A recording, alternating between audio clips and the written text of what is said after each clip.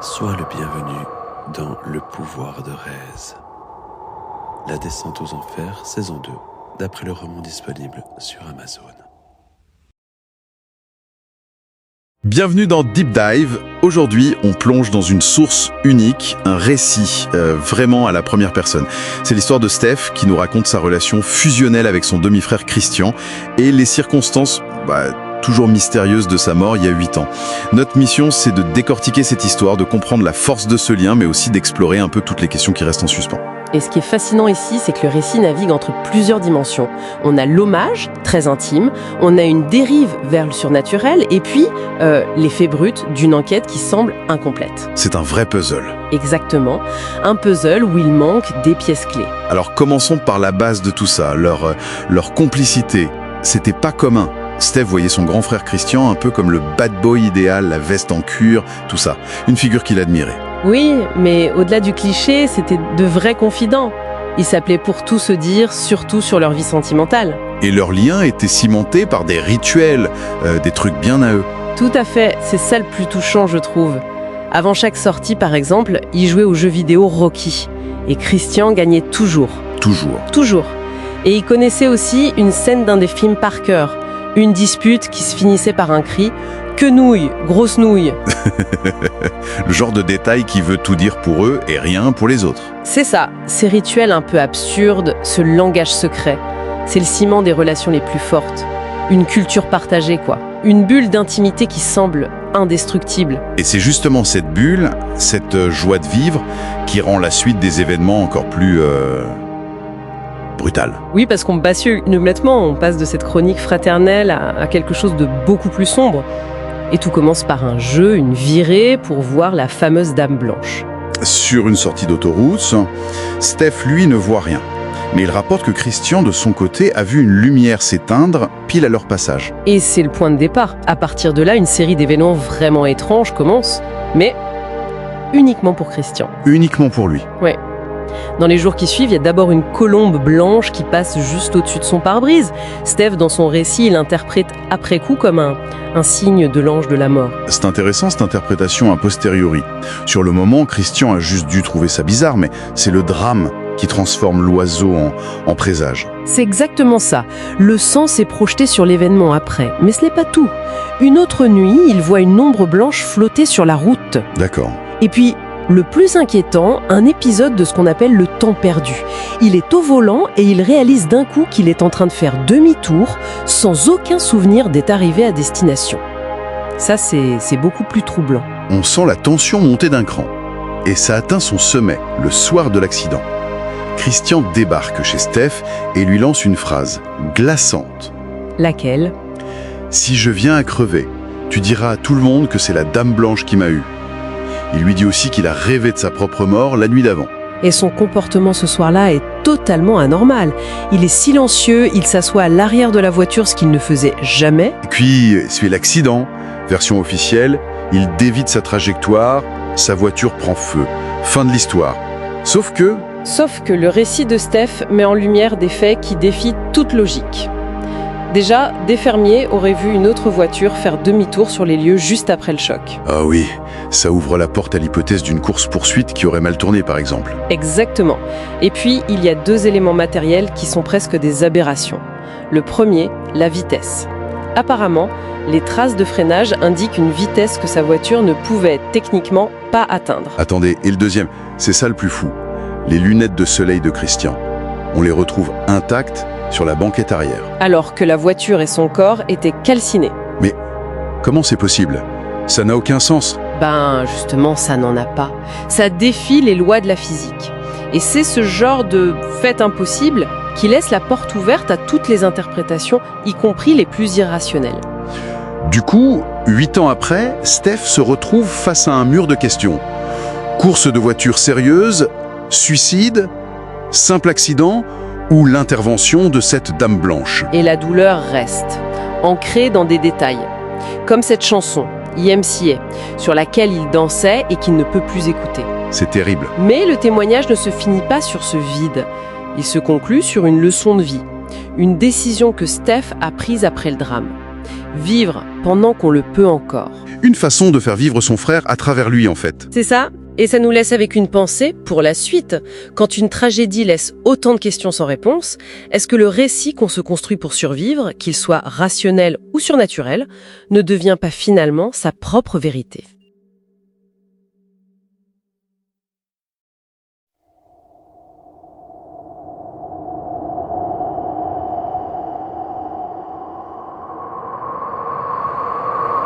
Sois le bienvenu dans Le pouvoir de Rez.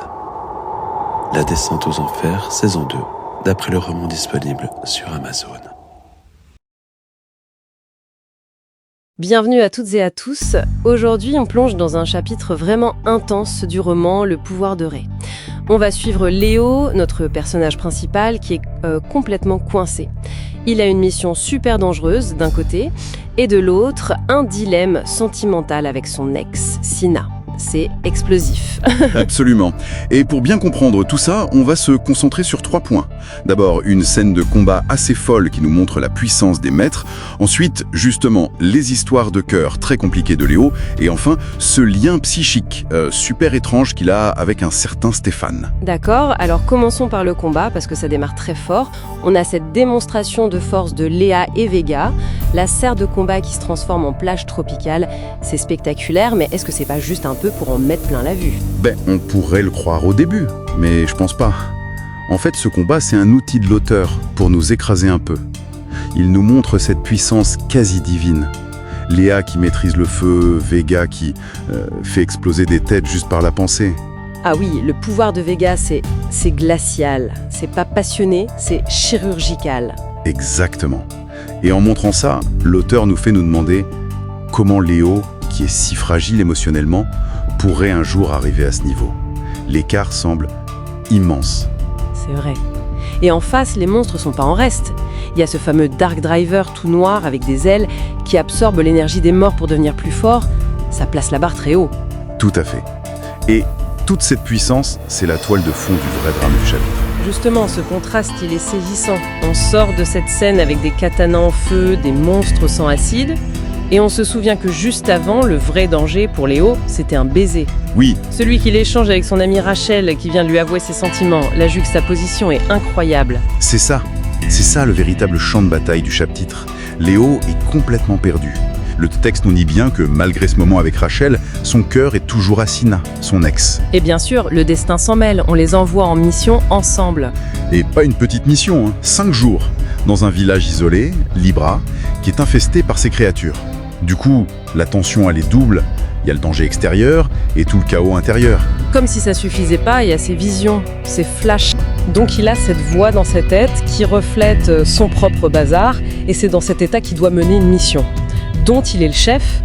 On désigne chef de groupe alors qu'il voulait surtout pas de ça. D'autant que la mission c'est pas que du combat, il y a une partie enquête. Sina pense que les drivers évoluent, qui passent de Giga Drivers à Dark Drivers, et que c'est peut-être leur stade de reproduction. Ah oui, donc ils doivent aussi les comprendre, pas juste les tuer. C'est ça. Ça ajoute une pression intellectuelle à tout le reste. Pour résumer, on quitte le chapitre avec un Léo qui est dépassé. Totalement.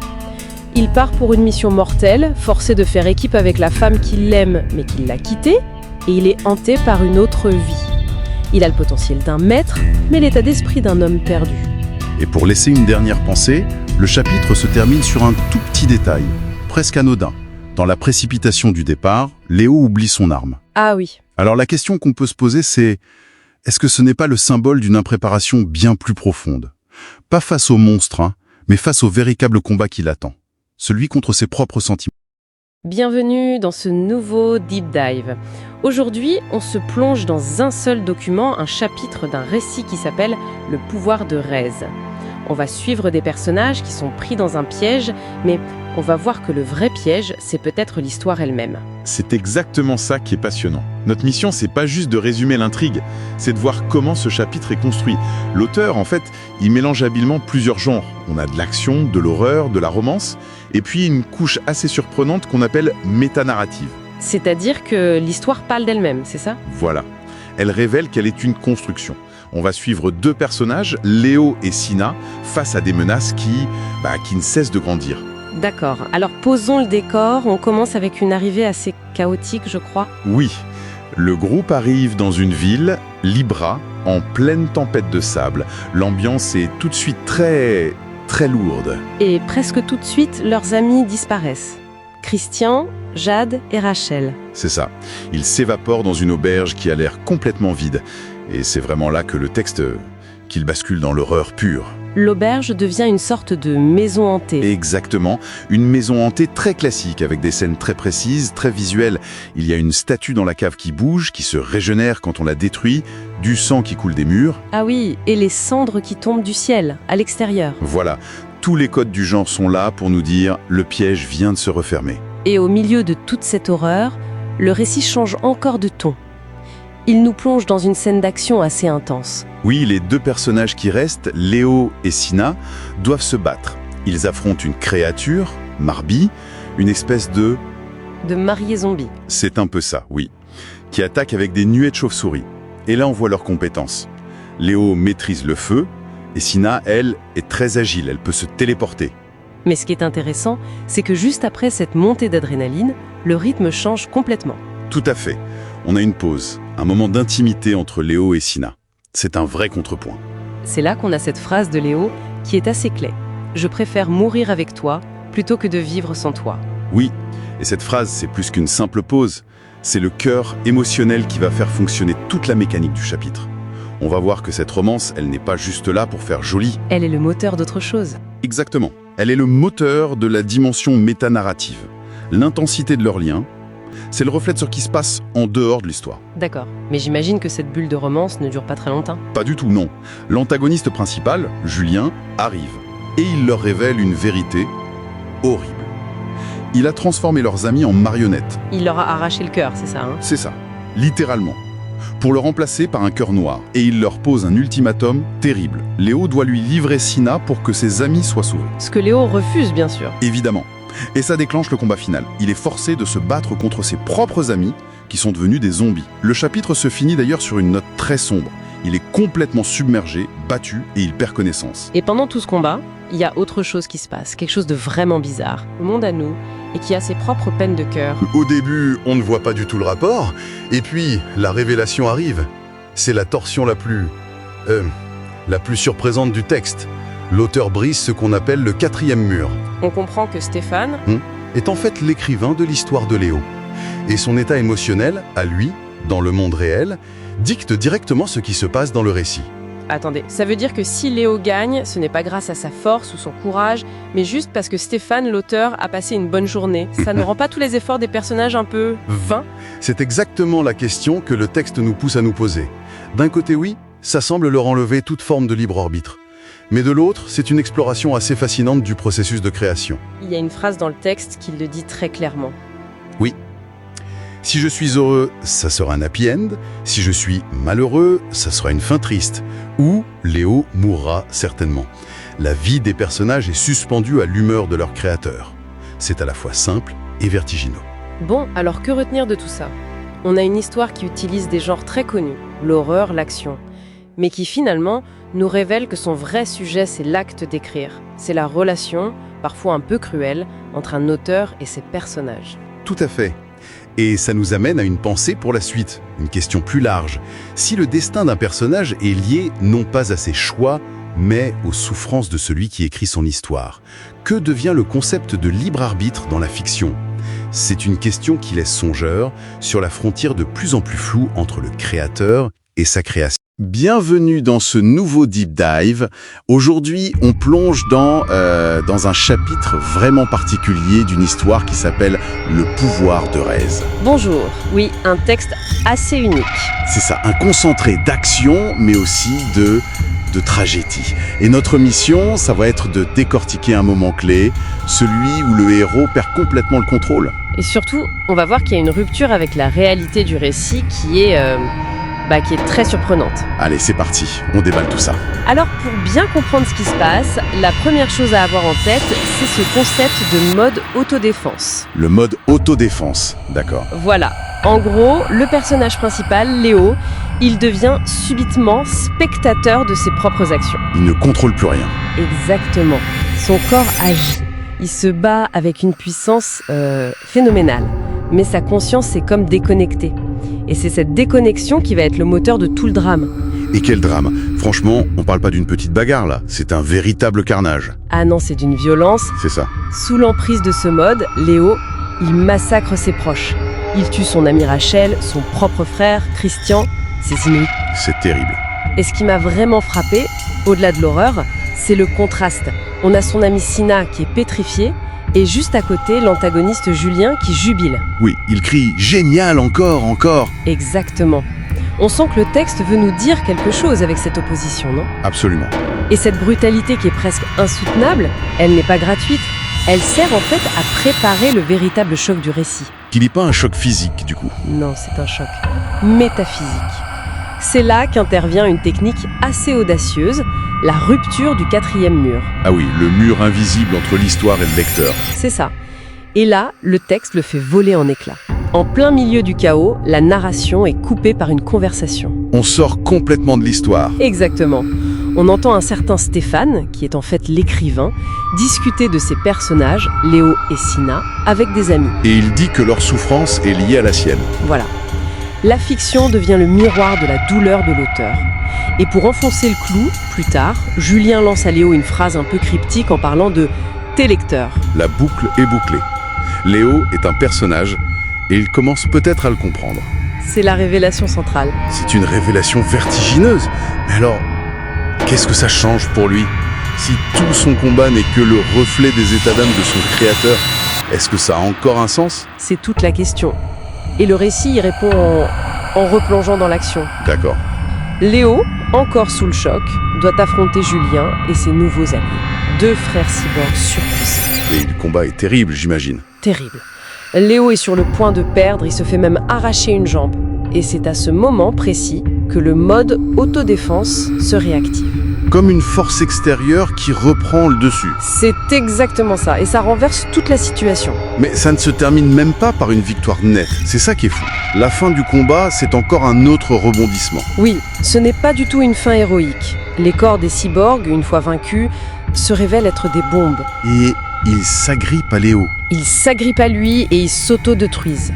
Mais au lieu de mourir, Léo a une série de visions. Pas ses propres souvenirs, c'est ça le détail. Le détail crucial, oui, ce ne sont pas ses souvenirs. Il voit des scènes intimes, des dialogues entre l'écrivain, Stéphane, et la femme qu'il aime, Céline. C'est fou. Son histoire se dissout dans celle de son créateur. On assiste littéralement à l'effacement de sa réalité au profit de l'autre. Alors, que retenir de tout ça? Ce qui est fascinant ici, c'est comment le texte utilise cette violence extrême, non pas comme un simple spectacle, Non, mais comme le symptôme d'une crise de créativité.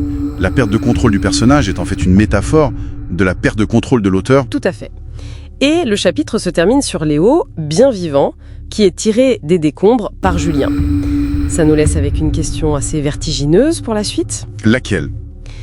Si la souffrance d'un personnage est le miroir des peines de son créateur, que se passe-t-il lorsque ce personnage commence à en prendre conscience? Devient-il une simple marionnette, ou est-ce qu'il acquiert d'une manière ou d'une autre le pouvoir de réécrire sa propre histoire?